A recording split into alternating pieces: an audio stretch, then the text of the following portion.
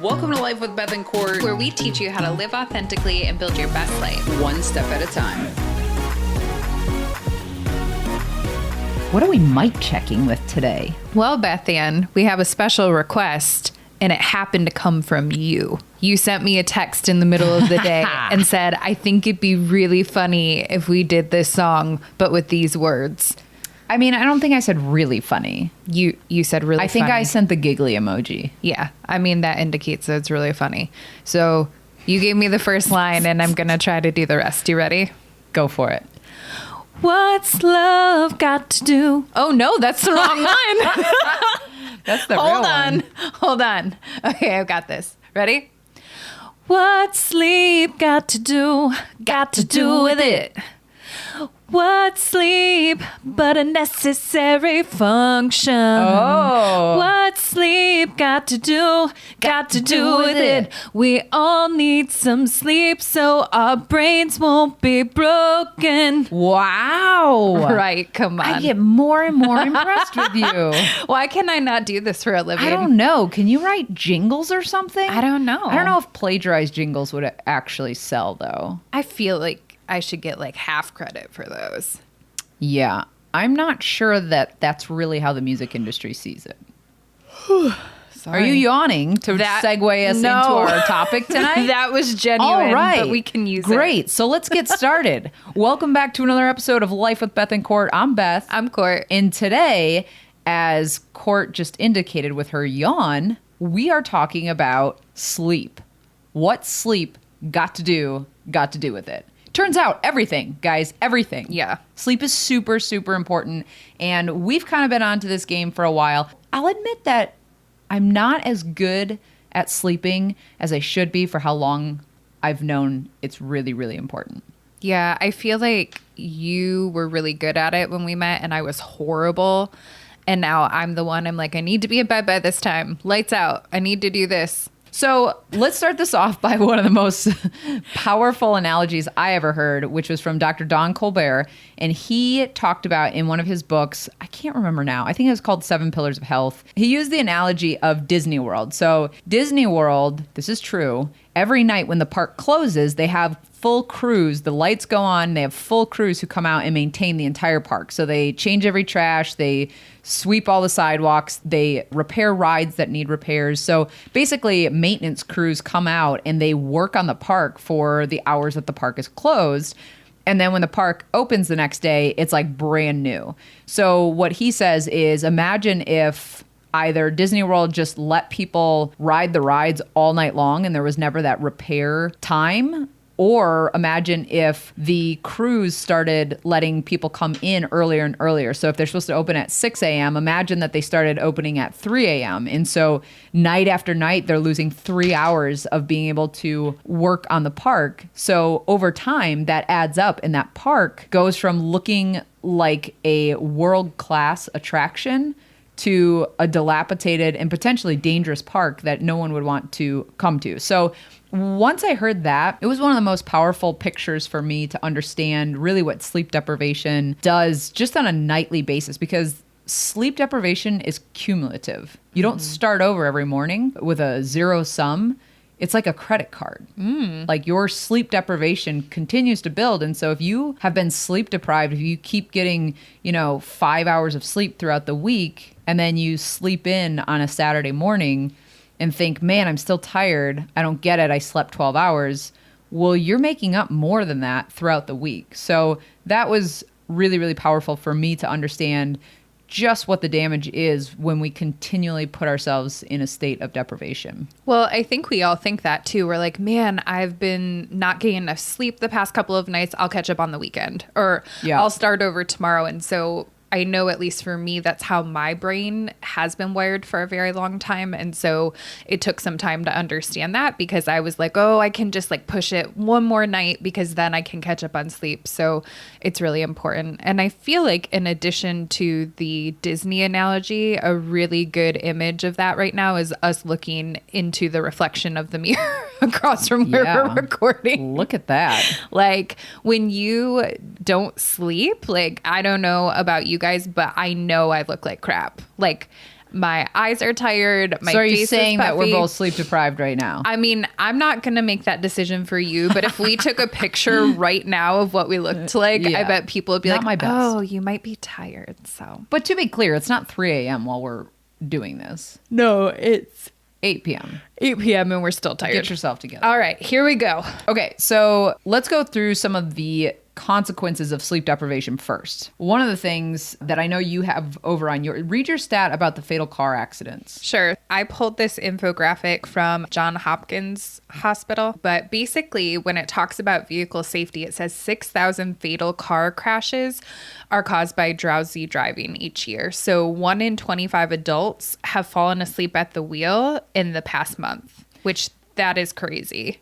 Yeah, well, and so to piggyback off of that, there was an Australian study that showed that being awake for 18 hours produced impairment equal to a blood alcohol level of 0.05. And to give you a comparison, 0.08 is the legal drunk limit. And then being awake for 24 hours produced impairment equal to 0.10. So that's over the legal drunk limit. So if you just think about that in perspective, how many people are driving when they've been awake way too many hours, it's not shocking that 6,000 fatal car crashes result from it every year. Which, think about that for a second. We know that you shouldn't drink and drive. Like, we know that's dangerous, but I think of times in the past when I've been like, oh my God, I just have to put my window down. Like, I'm falling asleep. I need to keep going, or like I need to turn the music up. And instead of being like equating it to that BAC level of like, no, I really should just pull over for a second. I'm like, yeah, I'll just put the window down, put the music up. Like, we power through it. So in college, I was driving back from Chicago to school, and it was about a 2-hour drive. And I was literally so tired that I blinked one eye at a time, because I thought it would like help me rest between blinks. It was very dangerous. I ultimately pulled over at a gas station and slept for like 10 minutes because I was scared I'd get murdered. Yeah, I can see you trying. That it. makes me feel drunk just closing one eye to the other. So I feel like It's like that Wayne's was worse. World. Camera 1, camera 2, Yeah. camera 1. All right. So the next consequence of sleep deprivation is looking haggard AF. You brought this up earlier. When we don't get enough sleep, we look tired. You just do. Your eyes look sunken. You get dark circles. Your skin actually does better when you sleep more because, we'll talk about this in a little bit, but when you sleep, it literally rejuvenates your cells in your body. Your skin is included in that. When you are not giving your body the proper time to go to sleep, power down, and do the proper maintenance, you look haggard AF in the morning. The next consequence of sleep deprivation you have on your side about cravings. Yeah, this is like the biggest part of the infographic. More cravings for sweet, salty, and starchy food, higher levels of hunger, lower levels of appetite control hormone, and 50% higher risk for obesity if you get less than 5 hours of sleep nightly. So this is interesting to me because when I wasn't sleeping well, I used to be a sleep eater. I would wake up in the middle of the night and I would eat bananas and peanut butter. And I remember that. yeah. And It's bizarre. We'd buy like a bunch of bananas and then they'd be gone 2 when days we later, woke I'm up. like, Yeah. when are you eating these? yeah, I think I was sleepwalking a little bit too. But that's really interesting to me because if you're not sleeping well, like some of us use that as comfort food too, naturally, like, oh, I can't sleep, so I'm going to eat a sandwich and have a glass of milk and go back to bed. Yeah, for and sure. Your body feels good in the moment, but that's really interesting to me, those statistics. Yeah, so you eat shittier when you are sleep deprived because your body's constantly looking for that hit of sugar, of caffeine, of salt, of carbs. Your body's looking for something to light up its reward center. One of the things that goes under the benefits of sleep is that when you sleep, your body secretes a hormone called leptin. You kind of touched on this. So leptin is a hormone that's responsible for appetite control because it's the hormone that tells us that we're full. And when we don't get enough sleep, we don't have enough leptin in our system and our appetite gets crazy. And so you end up eating and eating and eating all throughout the day, even when you're not hungry. The next serious consequence of sleep deprivation is you get sick, like real, real sick. Yeah. There is a quote here from Dr. Dr. Donna Arend, the clinical director of the Kettering Sleep Disorders Center in Dayton, Ohio, said when you don't sleep enough, you have an inflammatory response in your cardiovascular system, in the blood vessels in the arteries, and that's not a good thing. So with that in mind, chronic sleep deprivation leads to chronic inflammation. Ugh. And as you know, chronic inflammation leads to literally everything terrible about life. Yeah. So it leads to heart attack, stroke, heart disease, diabetes. There's all sorts of things. Cancer is caused by chronic levels of inflammation all the time. So there's a lot of bad things that can come from chronic inflammation. And it turns out when you're not sleeping, you are creating an environment for disease in your body. Yeah, that's really scary. Really scary. What do you have over there on your infographic with a heart? I see it. Well, so yeah, since we're talking about the health effects, I'll go through it. You touched on it a lot. You're more likely to get a cold, so 3 times more likely, 3 times at risk for type 2 diabetes. Mm-hmm. And then it says right there that your immune system can't work the way it needs to. Increased risk of high blood pressure, 48% increase in developing heart disease. Yep. And then this is the big one for me that I was like, why was this one not in bold on the infographic? So your brain effects with sleep deprivation, 33% increase in dementia, increased risk for depression, irritability, anxiety, forgetfulness, fuzzy thinking, and then 3 to 5 years is how much your brain can age from sleep deprivation. No one needs an old brain. No. No, you don't need an old brain early. But like when you look at this infographic, it's hard to believe that it's related to sleep. I feel like if this said like, don't smoke cigarettes because all of this would happen, people would be like, oh, for sure. No, but why do we always risk it when it comes to our sleep? Yeah. I have my own theory about that. Yeah. When we get and I've got there. some fun facts too from the National Institute on Sleep, or whatever it's called, National Sleep Foundation, a little bit later on. But one last serious consequence of sleep deprivation is that you get injured more frequently. And so when I first started researching sleep, it was actually back in college when I was studying peak performance and how to perform better as an athlete. So a lot of the research I did had to do with performance. And one of the things that the studies show is that you get injured more frequently, which sounds... it sounds pretty logical after everything we just went through, but a couple of these stats are crazy. So a 2012 study of student athletes revealed that 75% of them said that they got less than 8 hours of sleep per night. And in the 21-month time period that they were observed, 57% reported injuries, 38% reported multiple injuries. Researchers said that sleep was the greatest predictor of injury. Yeah. That's crazy. Like if you're an athlete and you are not willing to put in the work to get good sleep, when it literally could mean injuries that interrupt the remainder of your athletic career. So another study showed that the teens who slept at least 8 hours a night were 68% less likely to get injured playing sports. That's amazing. So to me, to not go through that pain seems like enough motivation to get some shut-eye. Well, and if you think about it, like if you look at the infographic and it talks about all of the side effects in your brain, like fuzzy thinking, forgetfulness, anxiety, irritability, like all of those are going to coincide with you not being aware and getting injured more. So that makes sense. Yeah. And I think the only benefit that we that's on our list that we hadn't talked about yet by way of consequence is reduced cortisol levels, aka stress hormone. Yes, please. And cortisol is related to heart disease and increased fat gain, et cetera. So cortisol, not good to have a ton of it in your system. And when you sleep, it helps flush that out through the regeneration process. And fun fact, cortisol is what's released in your body when you're in fight or flight mode. So when your body is triggered and you go into that zone, that's the hormone that's released and cycles through your body. So if you think about the last time you had a really stressful day and you were wired that way for the day, your body was flooded with cortisol and you probably had a hard time falling asleep that night. So that's why it's important, additionally, to take care of yourself throughout the day and be mindful and do meditation or yoga, whatever that is to keep you stable, because it's all going to impact how you go to sleep. So we've talked about the consequences and some of the benefits by way of consequence for sleep and what can happen if you don't get enough of it.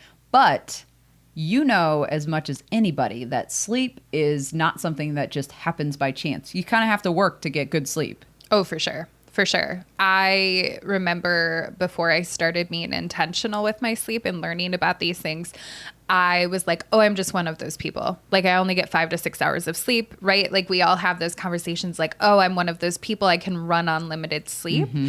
But it wasn't until I made progress and I was intentional and had a strategy to my sleep hygiene, then I was like, oh no, this is how you sleep. I just never knew how to do it. And the benefits on the other side, I was like, no wonder I was a crazy, mean asshole for years. Like, when you don't sleep, you feel terrible. And then those people that struggle with insomnia, I'm to a place now where my norm is if I don't sleep through the night, and I'm not talking about like you wake up and go to the bathroom, but like you can't fall back asleep.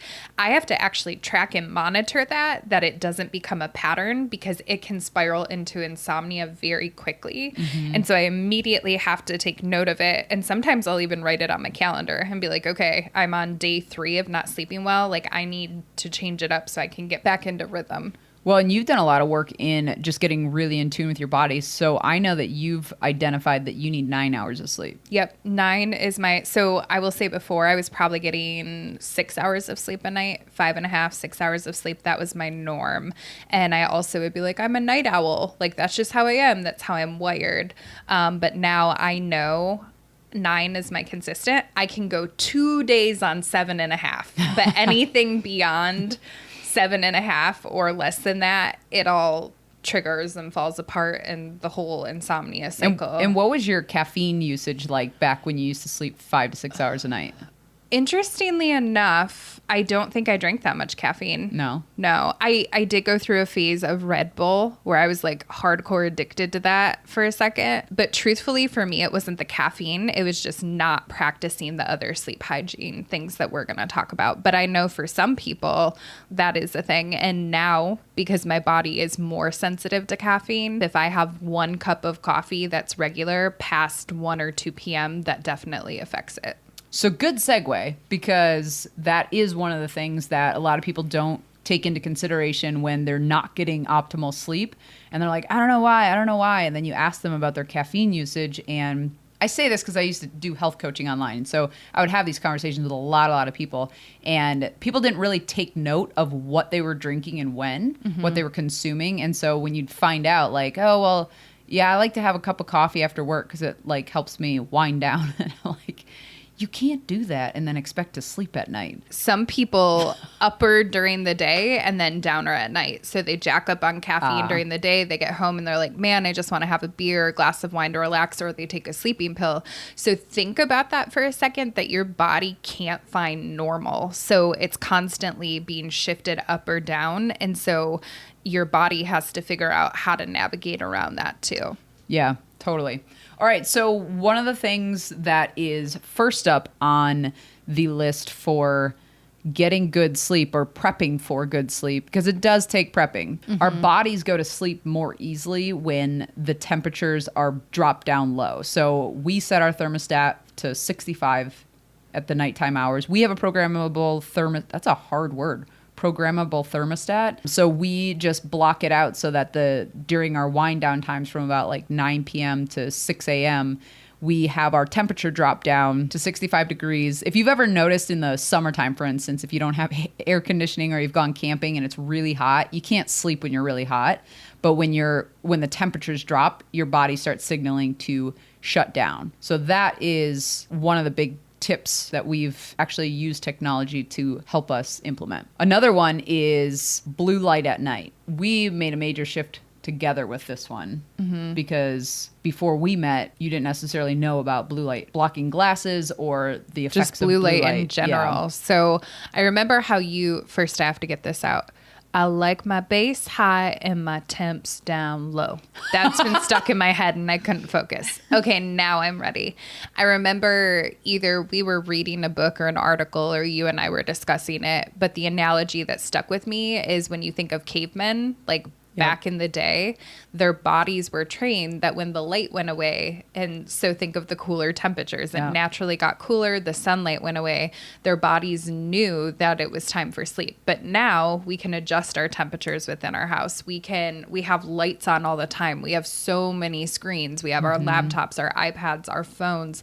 And so they omit omit, emit, Emit. Yeah. emit. They don't keep secrets. They might. I'm so freaking tired. That's why our hair's so big. It's full of secrets. They emit blue light, which suppresses the melatonin production in our bodies, which is naturally created to tell our body it's time to go to sleep.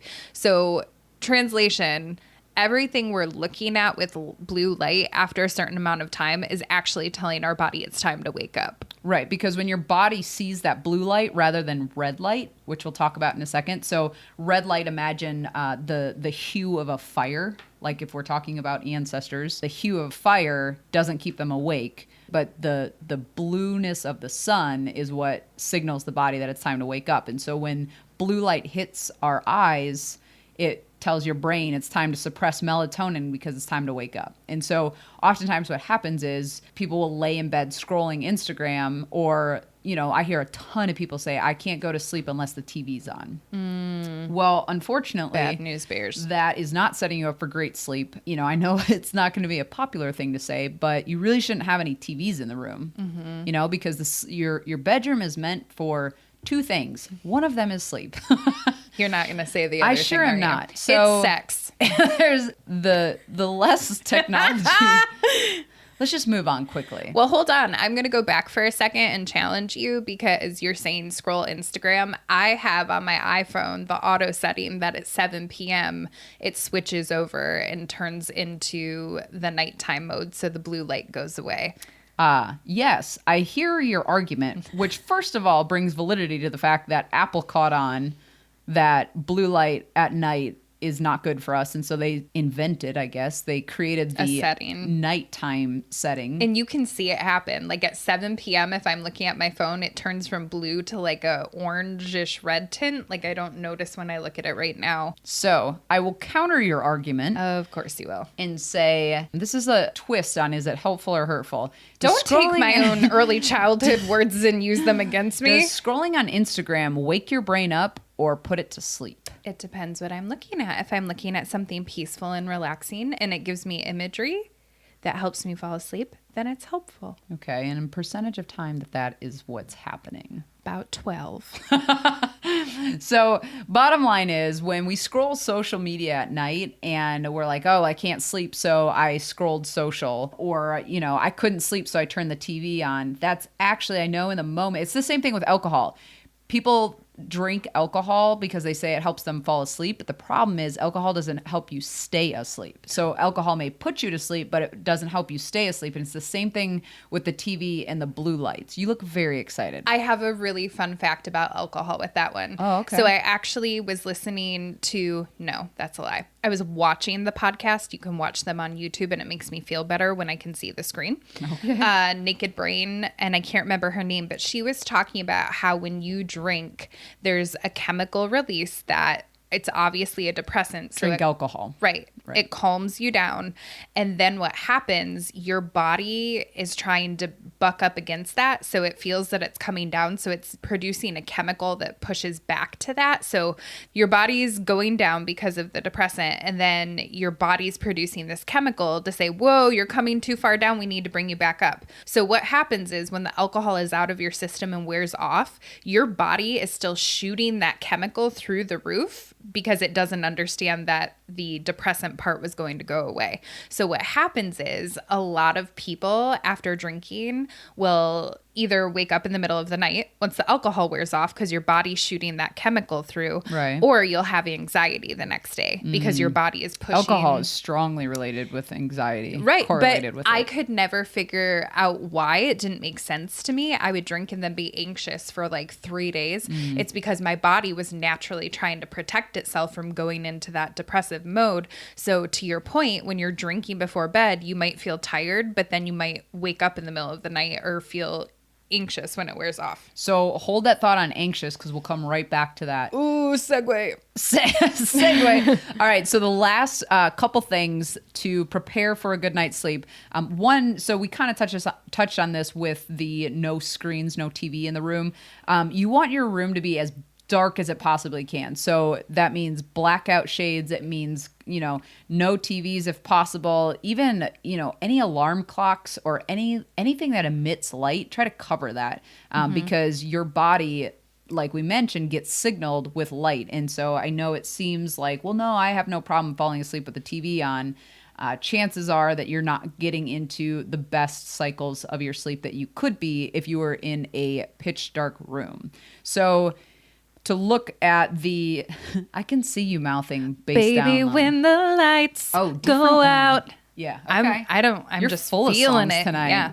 All right. So the main points to remember when you're preparing for a good night's sleep is minimize blue light after sundown. So that's super hard in the winter months. So like it gets dark here at 5:30. Or get the glasses. Or get the blue light blocking glasses. They're everywhere now. So, blue light has them too. Yeah, we can link you some pairs that we use. Blue light has finally hit mainstream. So people are starting to pay attention to it, including the tech companies where they put the night filters on so that, the hue turns from blue to a warmer orange hue on your phone. So minimize blue light after sundown. Drop your temperatures lower at night. No electronics in your room. Use a sound machine. I have to. So some people to have white noise. Yeah, and some people say that with the TV. Well, it's just the white noise in the background. It's always reruns. I'm not actually watching it. I know that sound machines definitely help for the white noise element that some people need to go to sleep. Some nights the sound machine is enough for me. Some nights I like to listen to the Calm app because they'll do sleep stories and they turn off in 30 minutes when the sleep story is done, but it kind of just gives you relaxing imagery to go to sleep. So that's another hint. And along the lines of no electronics in the room, no lights, get yourself some blackout shades. And also, if this suits you, which you just got one, weighted blankets also have been shown to help people go to sleep easier at night and stay asleep. First of all, shipping forecast. That's all I'm going to say about gosh, Calm. You do love shipping forecast. I love on Calm. Beth likes to listen to fairy tale stories, and I like to listen to the shipping forecast, which is have to be a British dude reading coordinates of boats. And it's the most boring thing. It's an actual shipping forecast. I want to listen to that tonight. Perfect. So the weighted blanket, this is a good segue into anxiety. So I actually just got one for Christmas. And yes, you're like, Christmas hasn't happened yet. We did Christmas on December 14th this year because we felt like it. So we already have all of our gifts. But when I sleep, I'm a restless sleeper to begin with. But we found out if I had pressure on me, like even if I was just stressed out on like a Saturday or something, I'd be like, Beth, will you come lay on me? Like just put pressure on me. And we realized that helped me to feel better and calm my anxiety down. And so I've been using that for almost a week now.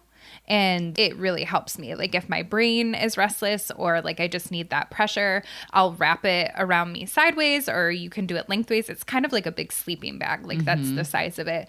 And that's been really helpful. So the reason we're talking about anxiety is because when we asked you guys, what's the number one reason that you can't sleep at night? That was the biggest answer we got, was the anxiety, which holy crap, can I relate to that? It's not as bad as it used to be for me, but I can totally relate to that, especially those of you that said like, my mind won't shut off, like no matter what I do. And while that's not as common for me anymore, because I try to practice that meditation and that calm throughout the day, along with those other sleep habits we talked about, it does still happen. And so I actually put together a list of things that help me, and they're kind of weird, but they're specific to anxiety. And when Beth was like, what do you want me to write down? I started telling her these things and you started laughing. You're like, what is that? What does that mean? So for me, if I'm thinking about something obsessively that's bothering me, like a problem I had at work, or I'm feeling upset with someone, I have a little tin red house that I think it's like a Christmas decoration that grandma got for us, Beth's grandma. And she calls it God's workshop, or I think we came up with that together. No, she called it because she said that was her method of when she first gave it to us. My grandma's so friggin' cute, but she gave us a God's workshop because she told us when she couldn't sleep at night, she used to fold up. She would write down what was giving her anxiety. She would fold it up and she would put it. Yeah, she would put it in. So she's the one that taught us that. She would put it in a jar. for later because she wasn't going to be able to do anything about it. And I used to look at this sign that she had in her bathroom when I was growing up, and it used to always say, God's going to be up all night anyway, so you might as well give him your troubles. And that is where it came from. Yeah, so Grandma gave us a God's workshop, hoping that we'd think it was as cool as she thought it was. Well, I did. We do. So, yeah. So I guess that is where that idea came from. So basically, I have it up high on my second nightstand, and I literally keep pen and paper there, or if I don't have it, I will get up, write it, crumple it, put it in there. And even if you don't believe in God and that's not your type of religion, or you just believe in universe or energy, like if you take that component away, there's something powerful about writing it down and physically putting the thought in a different place. Like it just trains your brain like, whew, I don't have to worry about this anymore. So I think that it has been a really powerful tool for me. And man, did I used to fill up that workshop, and now I really don't ever use it. Like we used maybe to, once we used in a to while. do it together. Yep. So that's one kind of quirky, helpful tool. If you have a jar, whatever works for you to Hold on. Before you go past it, can I just say, do you remember when we used to look through them at the end of the month and burn them? I don't remember burning them, but that was probably my idea. It definitely was your idea. We would go through each one that we put in, and we would, it was getting us to the point of like, does any of this matter 30 days was later? It still a problem? Which that was really powerful. That was super powerful. We would reflect on them, and I'm like, oh, I was so stressed out about that, and like now it doesn't matter. So that's a really good point. And then you'd tell us to light them on fire. Yeah, maybe don't light them on fire, but maybe review them and just be like, this is what I was worrying about, because I think it trains your brain. Like it feels intense in the moment, but it all works out. So that's one of the things. If I'm in like stage 2 can't sleep, I do this thing where I count backwards from 100 with colored objects. Interesting. So that's the one Beth was like, what? What are you talking about? I've never heard that one. I'll be honest. So basically I'll say, and I picture it, I'll say 100 red leaves, 99 purple bananas, 98, because it's really slowing my thoughts down. Like for some people, they might be like, whoa, that's like waking my brain up. But for me, when those rapid, intense thoughts are happening and I can't stop them, I feel like that's a really intentional way to do a cognitive shift that my brain has to slow down to like put all of those pieces together. And I can honestly say I've never made it down to 1. I usually fall asleep. One time I got to 50 and I was like, F this hard. Like it's supposed to work by now. But 9 times out of 10, by the time I get to like 70, I'm asleep because my brain's bored and like, what are you doing? The other thing I will do, I will sing relaxing songs in my head. So if I can't stop the thoughts from spiraling, it's that cognitive shift. So I'll start singing like a Jesus song in my head, and like then I get imagery with it. And so it's pulling my brain out of that anxious state. Never finish the song. Like I usually just get stuck on the chorus and then fall asleep. So those are the big ones for me that really help me with the anxiety. And if it's really, really bad, like hysterical meltdown bad, I just wake up Beth Ann and start crying. It's true. But I remember when you used to be like, hey, I can't sleep. And I'm like, no, like, are you awake? I can, so leave me alone. But I can honestly say the frequency where that started, when my sleep patterns sucked and when I just thought I had insomnia and like I didn't sleep that much, versus how often I have to use those techniques now. Like I had to last night, but that's the first time in months that I've had to do that. Yeah. So it really takes quite a bit of preparation to get a good night's sleep. And also, if you do have something specific that wakes you up or keeps you awake, something like anxiety, which obviously can be a big umbrella of what's giving you anxiety. But those are some great tips if someone is struggling with anxiety. 2 more with anxiety. If you are waking up in the middle of the night, you do not need to look at your phone. Because one, you'll click on Facebook or Instagram, you'll start scrolling thinking it will help you fall back asleep. And yes, I will give you the credit if you have the blue light blocker on, but still it's stimulating your brain. Interesting. Are you arguing my very point? Yes. And the Gosh, second I thing, love that. back to the alarm clock. If you have an alarm clock in your room, you need to turn it around. I recommend not having one at all, because if you have anxiety and you wake up at 2 a.m. and you can't fall back asleep, you start panicking. You're like, crap, if I fall asleep right now, then I'm only going to get 8 hours of sleep. And then 30 minutes goes by and you're like, oh my God, now I'm freaking out, because if I fall asleep right now, I'm only going to get 6 hours of sleep. Like, it becomes this cycle of you starting to worry about being tired the next day because you can't Definitely fall back happened to asleep. me. That was like a really, really bad one for me. Yeah. One more thing because you just mentioned alarm clock. So I have what is it? It's a Panasonic. Basically, it mimics a sunrise and sunset. So at night you can hit the sunset button and you can determine the length of time you want the sun to set, and it'll go through the entire spectrum of light. So it'll start out as a full bright light, and then it'll come all the way down until it turns off. And then the same thing in the morning, it will begin to quote unquote sunrise about probably, I think it's about 10 or 15 minutes before your alarm's supposed to go off. And you can obviously, then the birds start chirping. So you're smart and you stop it before the birds start chirping, because if I hear that, then I get pissed that I'm she unplugs the early. whole thing. And I'm like, why do you do that? And she's like, I don't know how to turn it off. So that's a good point though, because a lot of times I don't even need to hear the sound of it. I used to get so angry. It was like the worst way to wake up when an alarm clock was screaming at me. So with the light, it just gradually gets brighter, and this goes to our point of keeping the room dark, because your body knows when it's getting light out. And so I can feel the light getting brighter, and so before the birds even start chirping, I'm up and I turn the alarm clock off. You're welcome. So, all right, that was the last tip. And then it turns out we're a lot more passionate about good sleep than we thought. Like 42 minutes passionate. Man. So we're going to end with some fun facts from the National Sleep Foundation. We are? Yeah, we sure are. Okay. Because they're fun. Fun fact number 1, man is the only mammal that will willingly delay sleep. Isn't That's that crazy. Weird to think about? Because it's totally true.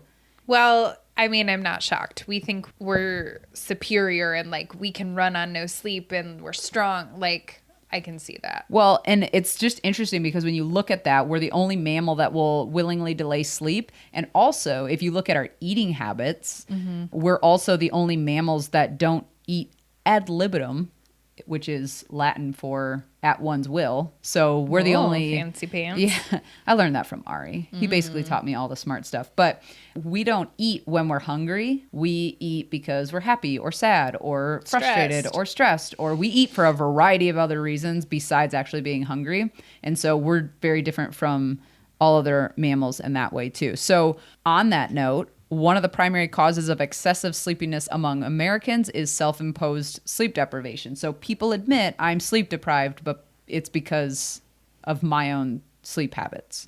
Another fun fact, in general, exercising regularly makes it easier to fall asleep and contributes to sounder sleep. However, exercising sporadically or right before going to bed will make falling asleep more difficult.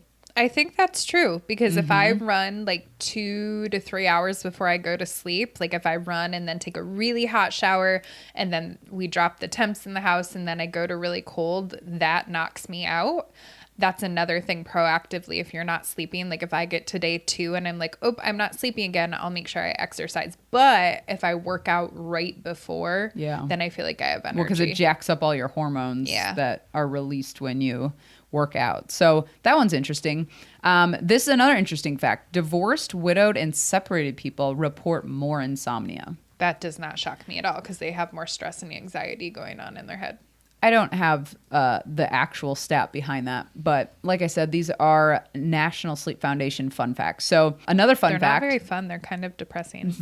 The body never adjusts to shift work. So this means anyone who works overnight, like nurses or any industry that has overnight workers. According to the International Classifications of Sleep Disorders, shift workers are at increased risk for a variety of chronic illnesses such as cardiovascular and gastrointestinal diseases.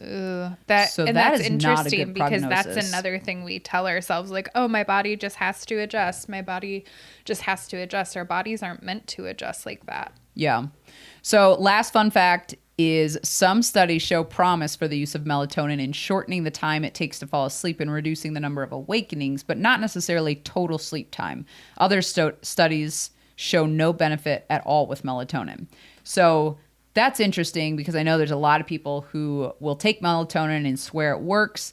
One thing with melatonin that I remember learning, and it kind of stuck with me all these years, is melatonin is actually a hormone. So you have to be careful that even though you can get it over the counter, it still is a hormone that you're putting into your body. And I've never personally experienced any help from melatonin. Some people say it works for them. Who knows how much of that's the placebo effect? Some studies show it does help a little bit. Some show that it doesn't at all. It has never worked for me. It sure I've hasn't taken for me either. high doses of it, and I've tried the over-the-counter, which we know is mostly synthetic. I've tried the all-natural. I was just going to say, you tried Neviton. The only natural supplements that have worked for me when it comes to sleep and anxiety, for sleep, I take Neviton, and it also is an anxiety reducer. Yep. So if I am just on edge and I've tried all of my stuff and it's not working, I'll take a Neviton. If I am having a train wreck day, I'll just be proactive and take 2 of them because it naturally will help me sleep. And then Kava Forte is the other one that helps with, that's more for anxiety, but I think it also can work for sleep too. But those are the 2 that I use from Standard Process, and they're powerful for being I know that holistic. works a lot for you. Yeah, I don't know that I noticed a difference with Neviton, but I also don't have a whole lot of trouble sleeping. Yeah, but melatonin never worked for me. All right, guys, that's it for this episode. Hopefully it was helpful for you.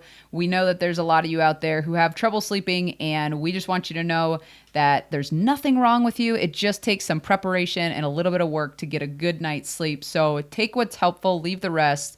And we would love to hear what tricks you use to help you fall back asleep at night or get to sleep or get some good sleep. Head over to our social platforms at Life with Beth and Court on Instagram and Facebook, or head over to our website at the show notes, lifewithbethandcourt.com. As always, we enjoy getting to spend a little bit of time with you on our Saturday mornings. We hope you enjoy it too. Until next time, keep building your best life.